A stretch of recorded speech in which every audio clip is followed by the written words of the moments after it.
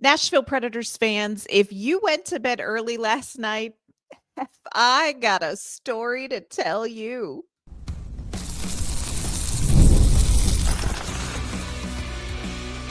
You're Locked On Predators, your daily podcast on the Nashville Predators, part of the Locked On Podcast Network, your team every day. Welcome to the Locked On Predators podcast. Thanks so much for making us your first listen of the day. We are a part of the Locked On Podcast Network, your team every day. Want to kick off this game recap episode shouting out our Locked On Predators insiders and, of course, our everydayers who tune in each and every weekday to talk Nashville Predators hockey with us. We appreciate your support. We love getting through this crazy season together. I'm Ann Kimmel. I am a co-host and writer with Penalty Box Radio. I am usually joined by my partner in crime, Emma Lingen. But on today's show, we have a special post-game crossover episode. We are crossing enemy lines to chat with Locked On Sharks host JD Young. We are going to recap last night's game, including one word to describe the biggest comeback in Nashville Predators franchise history. That's right. If you turned this game off in the second period, you are not going to believe this, but the Predators actually won. We're going to recap that game with JD, who is suffering some post-game angst. We are also going to talk about what is going on with the Sharks and Nashville's future trajectory. I'm joined now by JD Young. He is the host of Locked On Sharks, one of our favorite partners in crime across the NHL league. JD, let's just be honest here. We really thought the roles were going to be reversed halfway through this game. Yeah. This felt like it was like one of the few times where I would be like, wow, the Sharks played a full 60 minutes. This was a great game. You saw their young players doing stuff. Macklin Celebrini, who's been really quiet lately, had a really nice game. Alexander Georgiev played well. No, this was not that game. Well, in my mind, I'm like, well, of course, Macklin Celebrini scores 2 goals. And, oh, hey, look, there's Luke Cunnin sticking it to the man as well. Thinking, oh, my gosh, Nashville yet again can't get past the 3-win mark. And here we go. And it was like the world was shaken up and we just landed here for this crossover episode. Of course, if you missed the game, if you turned this game off in the second period, have we got a story for you? The Nashville I turned Predators. It off to watch Matthew Schaefer highlights because that's the only thing that brings me joy right now. The Predators came back. And when this was, by the way, I hope that you feel honored, JD. This was the biggest comeback in franchise history. They came back to win this game 7-5? Question mark. I mean, I saw it with my own eyes, but I just want to invite you to participate in an exercise with us, JD, because Emma and I at Locked On Predators, anytime we do a game recap, we always summarize the game using one word to describe the game. And here's the trick. It doesn't really have to be one word because it's like our show, our rules. So yep. I want to open that up to you. If you could describe this game from your perspective in one or more words, what would you say and why? Unsurprising, because really?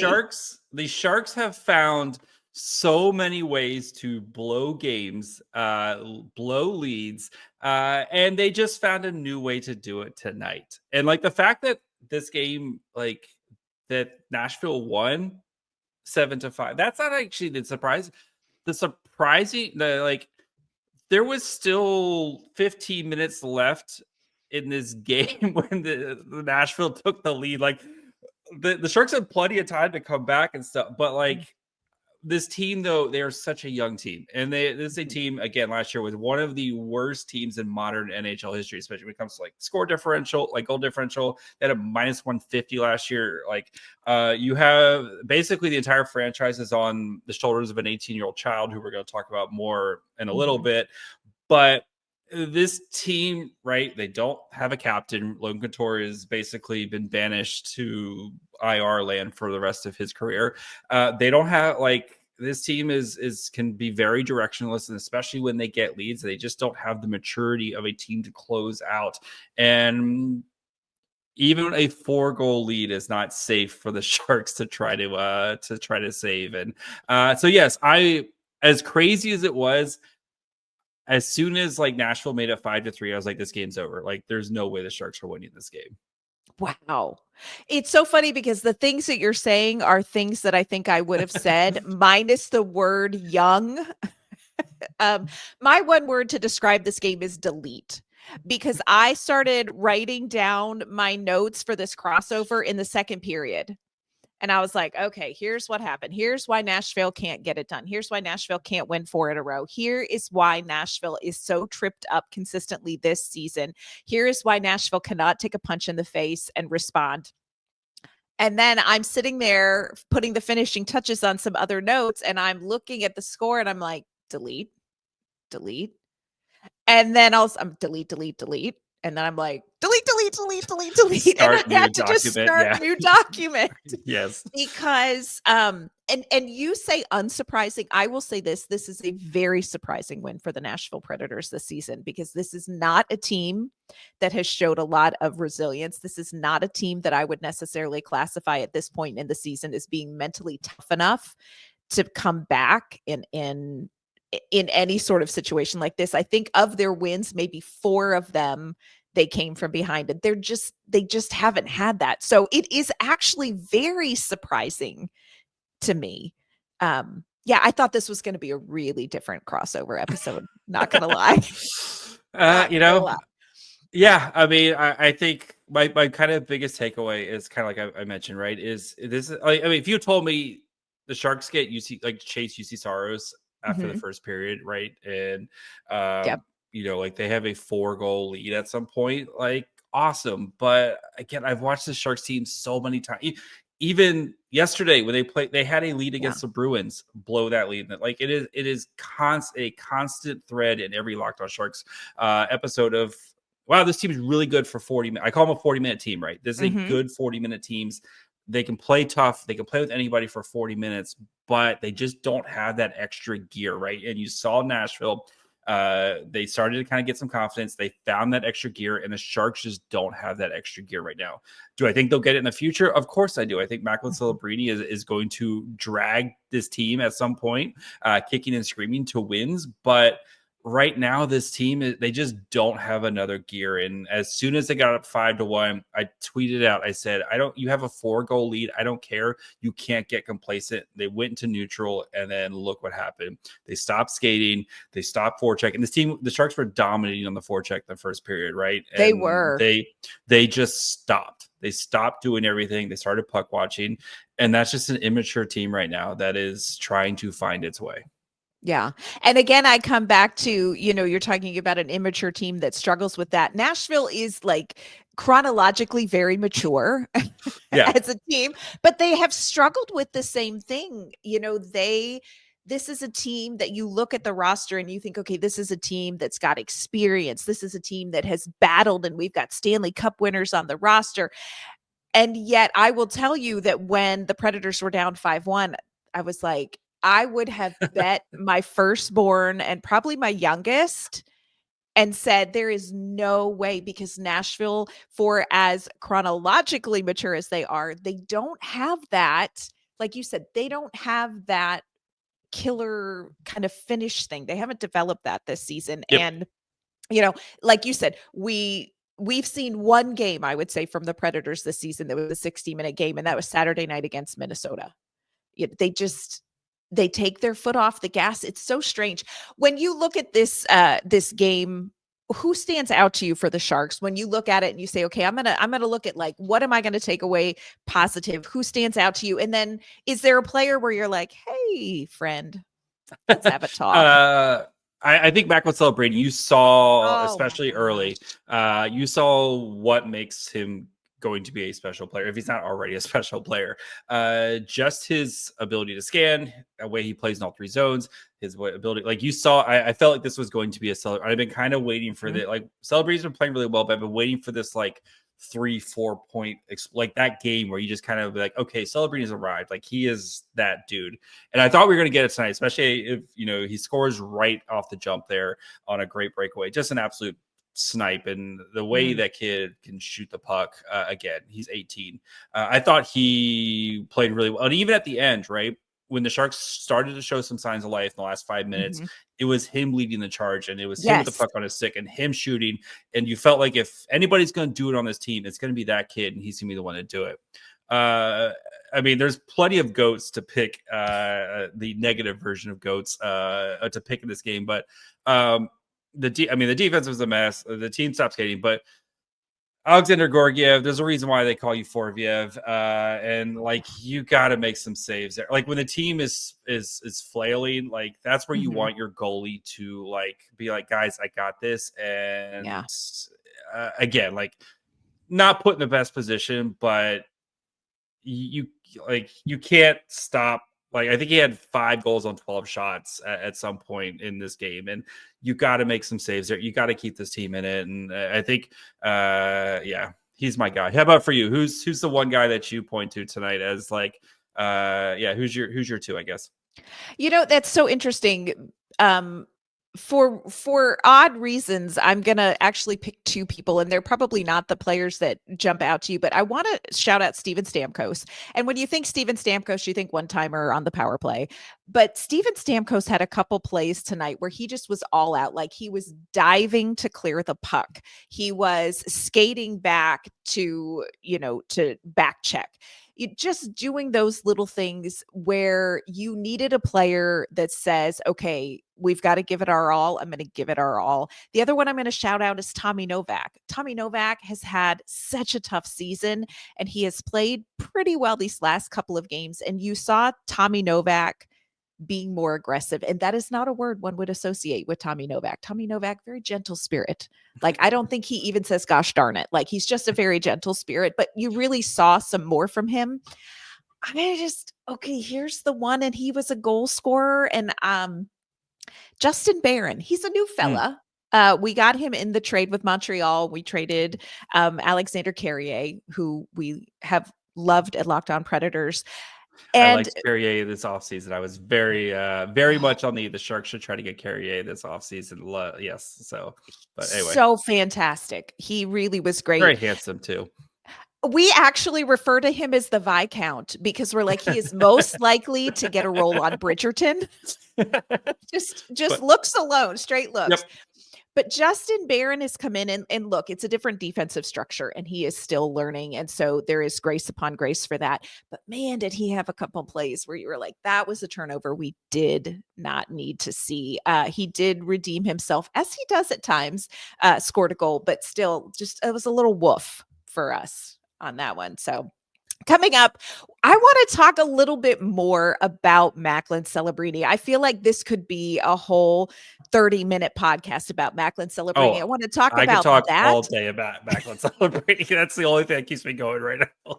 I love that. I want to ask you some questions about him. And I also want to do a little vibe check when it comes to the Locked On Sharks. Today's episode is brought to you by our friends at Select Quote. In sports, having a winning strategy is everything. It's how the best teams make it to the Super Bowl, the World Series, and the Stanley Cup Finals. The same goes for life. Having a strategy like life insurance from Select Quote can protect your financial legacy and keep your family's future secure. Select Quote makes it easy to find the perfect life insurance policy. As one of America's leading insurance brokers with nearly 40 years of experience, they've helped over 2 million customers find $700 billion in coverage since 1985. What sets Select Quote apart is their personal touch. Unlike other brokers that offers one-size-fits-all policies, their licensed agents tailor coverage to fit your unique needs. Get the right life insurance for you for less at selectquote.com/LockedOnNHL. Go to selectquote.com/LockedOnNHL today to get started. Again, that's selectquote.com/LockedOnNHL. Select Quote, they shop, you save. All right, JD, game aside, and here's the thing. We're gonna do a redo here tomorrow night as these teams face off. Who knows what's gonna happen then? Still don't quite understand what just happened, but Nope.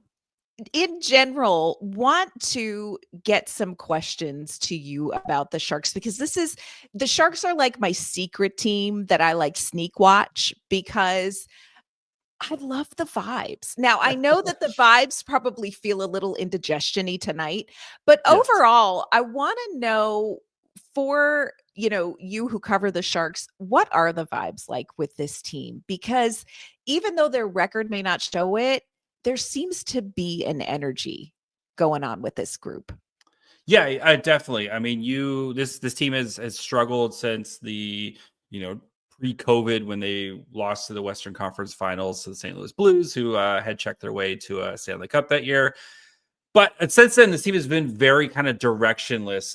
Doug Wilson, the former GM, trying to kind of keep everything together, but you could tell like this team was just aging. It just kind of fell apart. Enter Mike Greer, who Mhm. did the hard thing, and that is admit that this team is not good enough. You need to rebuild and make massive trades, right?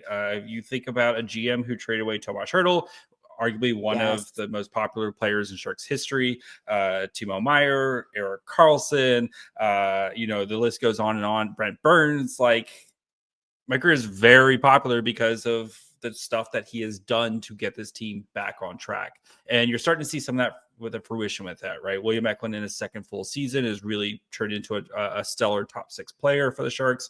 Will Smith, who they drafted 4th overall in the 2023 draft, making his debut. And Will Smith is, having a really nice rookie season. You see a Mhm. lot of the highs. You saw some of the highs tonight. You see a lot of the lows. You see some of the lows tonight as well.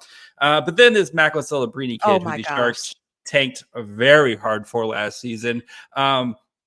You can see where he's going to be kind of the tipping point for Mhm. this franchise, right? And the Sharks are going to get another top 5 pick and, probably first or second pick in this year's draft. But you see how Celebrini is just going to change this franchise and be that guy. And, there's a reason why a lot of comps were like, oh, he's just Sidney Crosby, like junior, or like, like Mhm. you see that just the way he plays in all 3 zones. And he does it as an 18-year-old kid. But and then you look at, their draft pool, which is their prospect pool, which is the best in the NHL right now.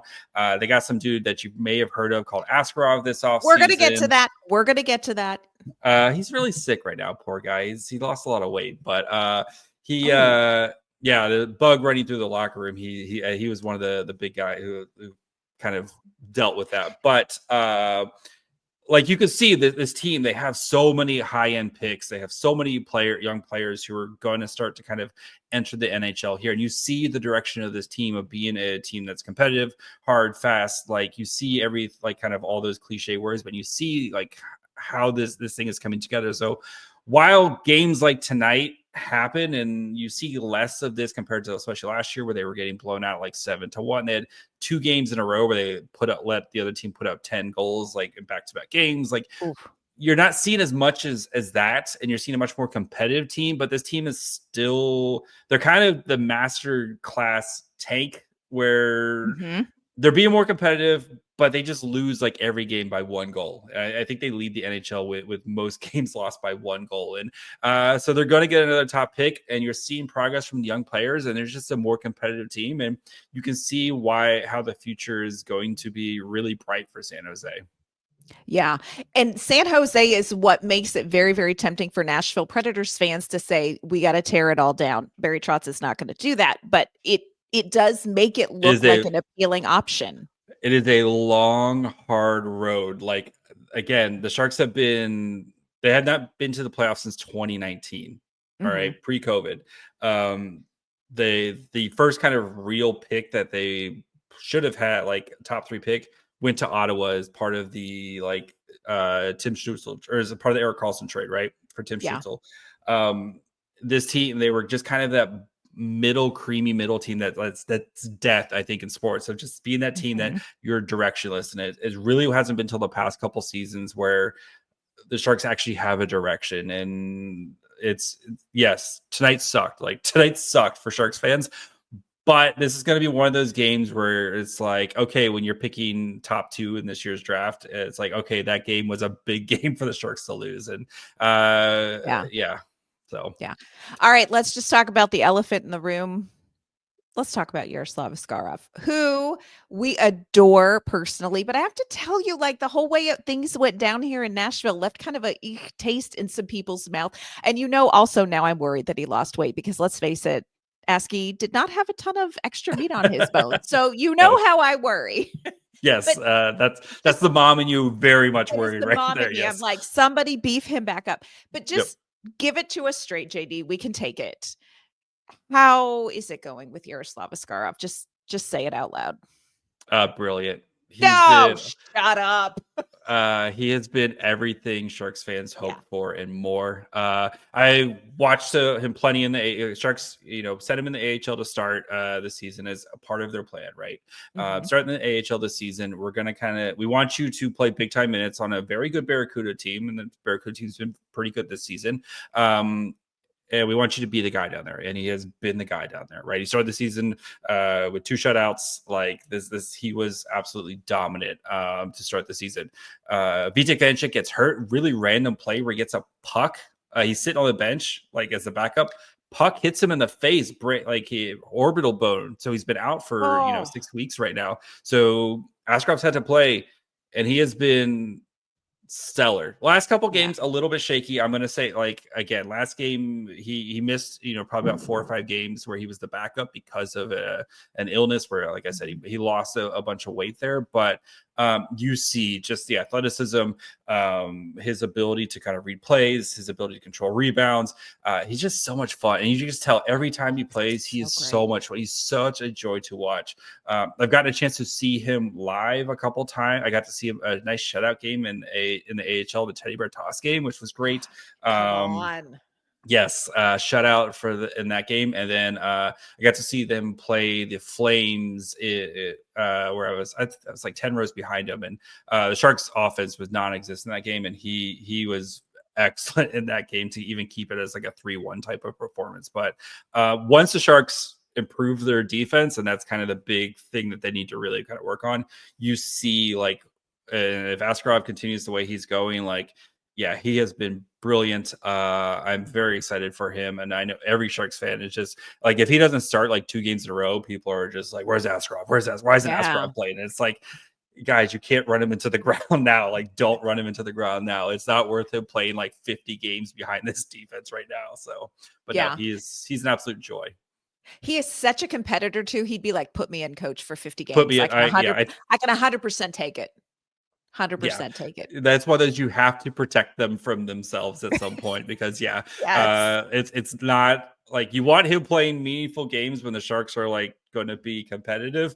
I think goalies have an odometer, right? And like, you don't want to rack up miles right now on a team that, again, that's just not competitive. Like he's NHL ready. Like I think the Sharks they're going to have an interesting decision what to do when Vanecek comes back. And sounds like Vanecek's going to start practicing this week. I think they do send Askarov down because one, I think, again, they're trying to secure themselves a really nice draft pick, and Askarov is too good of a goalie. And the best way to take games is having poor goaltending. So I think, and 2, to try to maybe boost up one of Vanecek or Georgiev's trade value to see if they can get anything from one of these guys at the trade deadline. And I do think they want, like I said, I think they want this Barracuda team to be really good. And when Askarov's there, this Barracuda team is a real threat to make a deep run in the Western Conference. So, yeah. Oh, I miss him. I have to say this, like I said, kind of a bad taste in the mouth, the way things went down. But you have to feel like Askarov landed exactly in the right spot as far as timing wise, because he is going to peak when you all are ready to be competitive.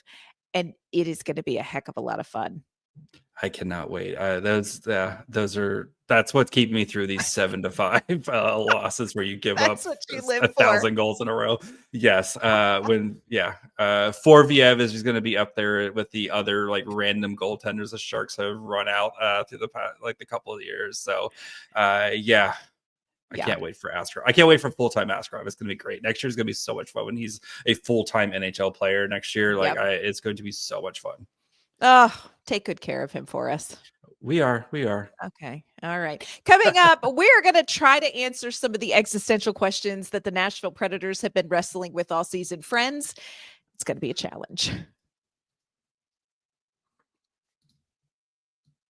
Today's episode is brought to you by our friends at FanDuel. From the first whistle to the final drive, FanDuel makes the NFL playoffs even more exciting. Right now, new customers can bet $5 and get $300 in bonus bets if you win your first bet. That's $300 to keep the action going. The FanDuel app is easy to navigate, and the variety of bets keeps every game exciting. Plus, when you win, you get paid instantly. No waiting around for your winnings. Whether you're betting on your favorite team or just looking to add some extra excitement to the playoffs, FanDuel has you covered. Just visit FanDuel.com to join today and get started with $300 in bonus bets. That's FanDuel.com. Make this playoff season unforgettable with FanDuel, an official sportsbook partner of the NFL. All right, JD, I can try to tell you what's going on with the Nashville Predators, but I still don't even know how we won the game. So let's His name is see. Alexander Gorgiev. That's how you won this game. No, no. I Yeah. think Nashville's like one of the biggest, like, I You guess can say it. disappointments Say this it. year, because like this team, right? You know, and I guess that goes to with all sports, right? If you win the offseason, it typically means something bad's going to happen. But right, this team went out. It felt like they were kind of making some all-in moves this offseason with some of their signings and stuff. I kind of expected this team to start slow, but then kind of, figure things out. You hope by, Halloween, Thanksgiving, this team is kind of starting to find its groove and could be a legitimate contender in the West. They're a legitimate contender to be one of the top picks in the draft this year. Oh, we're coming for you. We're coming for you. You have to learn how to lose more games. You can't. Yeah, you just lie down when the other team gets a win. But what happened? What happened, bro? I mean, this is the existential question of our existence. Here's the best way Emma and I know how to explain it. And people, there's always the saying, if you hear hoofbeats, think horses. This is zebras. This is a herd of zebras with the hoofbeats here. You are right when you bring in, especially two players like Steven Stamkos, Jonathan Marchessault. They are going to be key pieces in your offense. It is going to take them time to get up to speed. These are two guys that were very well ingrained in the places they came from, in their systems. It was natural. It was on a cellular level. They knew what they were doing, and all of a sudden they're here. Andrew Burnett's system just tends to be a lot of work to learn. And we saw that last year in his first year as a head coach. And so we kind of knew we were going to give grace to Stamkos and Marchessault. What happened was players like Forsberg, Yossi, Ryan O'Reilly, Gus Nyquist, who had a career year last year, Luke Evangelista, who was coming off of this amazing freshman season, absolutely froze.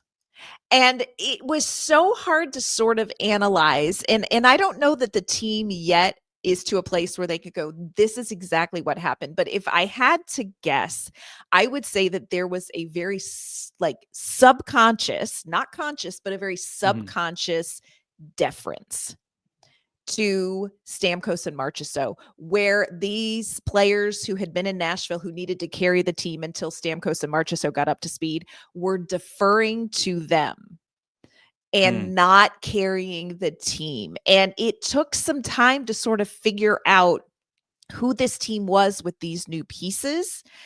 And also just everybody sucked. Like everybody was just sucking. Nashville has hit more posts than I have my husband's car in the driveway. And that is saying something. Like it has been mesmerizing. We have said on the podcast, how do you hit the post so many times when the actual opening of the net is a bigger target? Like everything has been a struggle. And I think it took a mental toll. Like at one point, Jonathan Marchessault, who is extremely frank, and just know that before you ask him a question, said, this locker room is fragile. And they just didn't have words in sports. Terrible. but really accurate. Like they were like individually, there was a crisis of confidence for these top players. Collectively, nobody knew how to get out of it. And what we're seeing right now, like the reason I didn't think that this comeback could happen against the Sharks is because Nashville just has not been mentally resilient. Maybe this is a step in the right direction. It's clearly a step that happened really late. Yep. But it's been a struggle, friend. It's been a struggle. Okay, so I mean, this team, right? They going into this season. I mean, you felt pretty good about at least headed into the season. You pretty good about the roster. You have 3 first-round picks going into this draft. Yep. 2 of them are probably, the Vegas picks are going to be near the end, but one of them's probably going to be top 5, worst top 10 if Nashville can, maybe if they start winning some games here. What is this team's kind of future? Because like, are they going to try to do the retool on the fly? Do you use those picks to maybe acquire NHL players who can help you now? Do you try to restock your draft? Like, what is the kind of this team's future? Because you do have a lot of older guys signed for long contracts, and I don't think you can wait around for 3-4 years for some of these first round picks to make an immediate impact, especially in the draft where there isn't a Macklin Celebrini, there isn't a Connor Bedard, a guy who's going to step in right now and help your team right away. So what does this team do? I really think Barry Trotz, for as many questions as people have had about some of his moves, I think he's done a great job because in getting Stamkos, in getting Marchessault, in getting Brady Shea, he has leveraged nothing for the future. And here's what I will say, Barry Trotz is not going to. So you will not see Barry Trotz trade one of those 3 first-round picks to get somebody to come in now. It's unless it's literally like Sidney Crosby's love child that just pops in out of nowhere or some sort of thing. My theory, if you want to get a guy who could, Simon Image from the Devils, a defenseman who's ready to play NHL games right now. 20, he's turns 21 here the next couple of weeks. If you trade either that Vegas pick or that Lightning pick, help add some juice to a little bit of an aging defensive group. Just saying.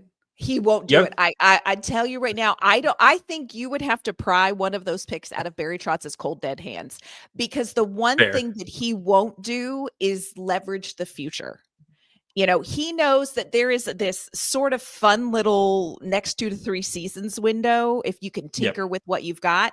But really, he is focused on 4 or 5 seasons from now. So we're looking at like the Igor Surins, we're looking at Matthew Woods, we're looking at Andrew Gibson, Tanner Mollendykes, and he will not do anything. He won't cash in any of that for now.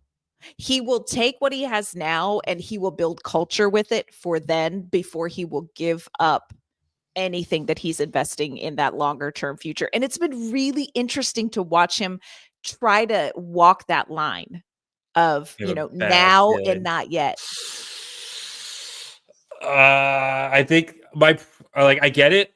Yeah. I just think if you don't commit to one way or another, you're stuck as a creamy middle team who has no direction, especially because you just signed Stamkos to a 4-year deal. By the time the deal's over, he's going to be 38, and that is a no move clause. Like, that guy is not going anywhere. He's not going anywhere. Jonathan Marchessault, who you signed to, what was that, a 5-year deal?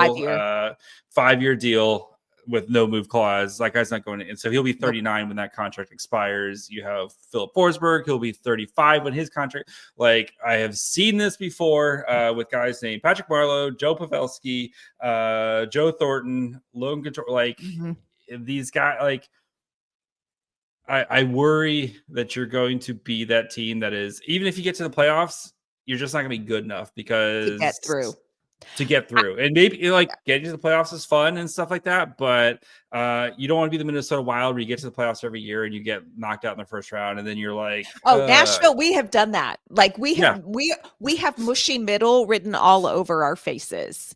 But I think Barry Trotz feels like all of my eggs are going to go in the future basket, and I'm going to hope these veterans can set a culture. So where I bring in a Tanner Mollendyke, he's going to get a year or 2 with a Roman Josi. And so I think that's what's going to happen. Now, it is such a precarious line to walk, that you may be right. Yeah. Again, like maybe he pulls it off. You think like if you, especially with investments, right? And we didn't even mention Juuse Saros, who just signed to Yeah. a bajillion year contract. Like, it feels like you locked yourself in with this core, and then you're not kind of using all your assets available to try to help said core. And maybe this core doesn't deserve to be helped, especially the way that they played this year, right? But like you said, I mean, I think that some sort of grace, like the cap's gonna go up $1 bajillion over the next couple of seasons. That would, It is. like it's supposed to go up to, we could be looking at over $100 million with the next 2 years with the cap. Like it feels like if you have these guys and you went out and you got these guys and you sold them on like we're gonna try to win a cup, and then you turn around and you're like, I have these 3 picks, and like don't trade your pick. Like if getting a guy, especially if you get a top 4 guy in this year's draft, you're gonna be super happy.